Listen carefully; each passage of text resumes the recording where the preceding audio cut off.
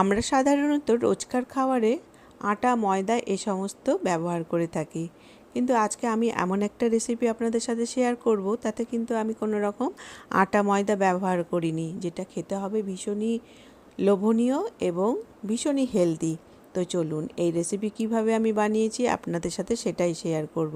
নমস্কার বন্ধুরা, আমার ইউটিউব চ্যানেলে প্রত্যেককে ওয়েলকাম।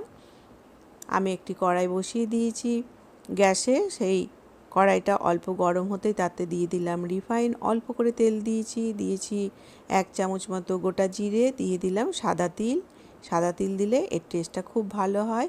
কুচনো কারি পাতা দিয়েছি, আর দিয়ে দিলাম এই মাপের 2 কাপ মতো জল। এই জলের পরিমাণটা কিন্তু খুব খেয়াল করে দিতে হবে। জলটা ফুটে উঠলেই তাতে দিয়ে দেব 2টো বড় সাইজের আলুকে আমি এইভাবে ছিলে গ্রেট করে নিয়েছি, এবং আলুগুলোকে যদি ভালো করে গ্রেট করে নেওয়ার পরে জলে ভালো করে ধুয়ে নেবেন, তাহলে স্টার্চ বেরিয়ে যাবে এবং আলুগুলো হয়ে থাকবে পুরো স্বচ্ছ। এবার এটাকে 5 থেকে 7 মিনিটের জন্য লো ফ্লেমে আমি এটা বয়েল করে নিলাম। আলুগুলো খুব তাড়াতাড়ি বয়েল হয়ে যায়। এবার এতে আমি দিয়ে দেব রসুন বাটা। এটাতে 3 থেকে 4 কলি মতো আমি রসুন দিয়েছি, আর দিয়ে দেব এতে চিলি ফ্লেক্স। আপনাদের যদি বেশি ঝাল পছন্দ থাকে আর একটু বেশি করে দিতে পারেন, এবং দিয়ে দিলাম এতে স্বাদ মতো লবণ, দিয়ে এর সাথে ভালো করে মিক্স করে নিলাম। এটা বানানো খুব সহজ। আর সেই কাপেরই পরিমাপের নিয়ে নিলাম 1 কাপ সুজি, দিয়ে এর মধ্যে এবার দিয়ে দেব চাট মশলা, একটু হার্বস দিয়েছি, আর দিয়ে দিলাম কুচনো কাঁচা লঙ্কা, আর দিয়ে দেব কুচনো ধনে পাতা, দিয়ে এটাকে ভালো করে এখন এর সাথে মিশিয়ে নেব। এটা কিন্তু পুরো এখন লো ফ্লেমে কিন্তু কুক করতে হবে, কেন কি সুজি খুব পরিমাণে জল টানে। আর যদি সুজি মনে হয় যে খুব মোটা আছে, তাহলে সেটা কিন্তু মিক্সিতে ভালো করে পিষে নিতে হবে। যেহেতু আমার সুজিটা খুব বেশি মোটা ছিল না, যার জন্য এটা পেশার কোনো দরকার পড়েনি। এবার এটাকে ভালো করে নাড়াচাড়া করে নিলেই দেখবেন সুজিটা বেশ অনেকটাই নরম হয়ে যায়। আর একটু আমি 5 মিনিটের জন্য লো ফ্লেমে একটু ঢেকে দিলাম।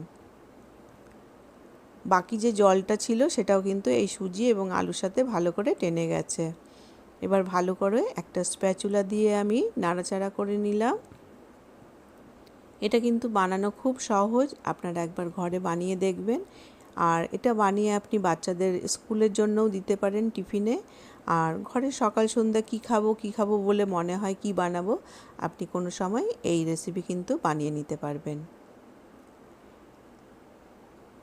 সুজি এবং আলুটা কিন্তু খুব ভালোভাবে কুক হয়ে গেছিলো। এবার এটাকে একটি আলাদা পাত্রে ঢেলে নিয়ে এই গরম অবস্থাতেই আমি একটা স্প্যাচুলা দিয়ে ভালো করে নাড়াচাড়া করে নেব। তাতে কি হবে, এই ডোটা তৈরি হবে পুরো নরম এবং কোনো ক্র্যাক থাকবে না।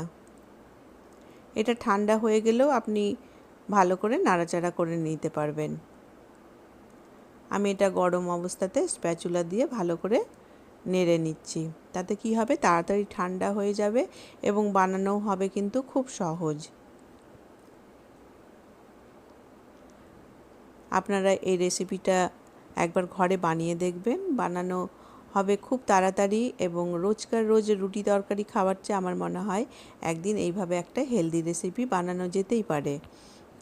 আর এই ডোগুলো যখন বানাবেন, তখন রুটি যে আমরা ডোগুলো বানাই তার চেয়ে কিন্তু ডবল সাইজের বানাতে হবে।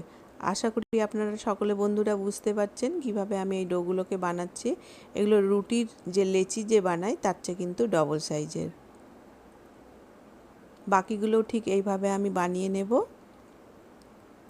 অন্যদিকে আমি একটু ময়দা ছড়িয়ে দিয়েছি। একটু ময়দা ছড়িয়ে দিলে তাহলে এটা যখন আমি বেলবো রুটির মতো, তখন লেগে যাবে না। আর এটাকে ভীষণ হালকা হাতে কিন্তু বেলতে হবে। আমরা যেরকম রুটি পরোটা খুব যেভাবে আমরা বেলে থাকি, এটা কিন্তু একদম হালকা হাতে বেলতে হবে। এটা বেলে নেওয়ার পরে এটাকে পুরো এক সাইজ করার জন্য আমি একটি লিড দিয়ে মানে একটা টিফিন বক্সের ঢাকনা দিয়ে আমি এইভাবে বসিয়ে এটাকে এক সাইজের করে নেব। দেখতেও হবে খুব সুন্দর এবং প্রত্যেকটা হবে একই সাইজের। যেটা দেখতে সুন্দর হয় দেখবেন সেটা খেতেও হয় অসাধারণ। দেখুন কেমন সুন্দর গোল হয়েছে। ঠিক এইভাবে প্রত্যেকটাকে এইভাবে বেলে নিতে হবে। আর লিড দিয়ে যদি আপনি এইভাবে একটা শেপ দিতে পারেন তাহলে কিন্তু দেখতেও হবে ভীষণই সুন্দর। যেহেতু আমার টিফিন বক্সের ঢাকনাটা একটু বড় ছিল যার জন্য আমারগুলো বড় হয়েছে। আপনি যদি মনে করেন ছোট করে বানাবেন তাহলে ছোট ঢাকনা দিয়েও আপনি এভাবে বানিয়ে নিতে পারবেন। ওপর নিচ করে ভালো করে আমি সেঁকে নিয়েছি। তারপরে একদম 1 চামচ তেল দিয়ে কিন্তু এই পুরোটা সেঁকা হয়ে যাবে। দেখুন গোল্ডেন ব্রাউন করে ভেজে নিয়ে আমি এটা তৈরি করে নেব। বানানো কিন্তু ভীষণই সহজ আর ঘরের সাধারণ উপকরণ দিয়েই বানানো যেতে পারে এরকম একটা অসাধারণ রেসিপি।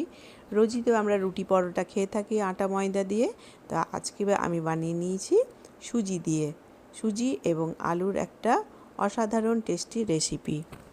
আপনাদের যদি এই রেসিপি ভালো লেগে থাকে তাহলে একটি লাইক অতি অবশ্যই করবেন। বাকিগুলোও কিন্তু আমি এইভাবে রিফাইন অয়েল দিয়ে ভেজে নিয়েছি। আপনি রিফাইন অয়েল ছাড়া ঘি দিয়েও কিন্তু বানিয়ে নিতে পারবেন।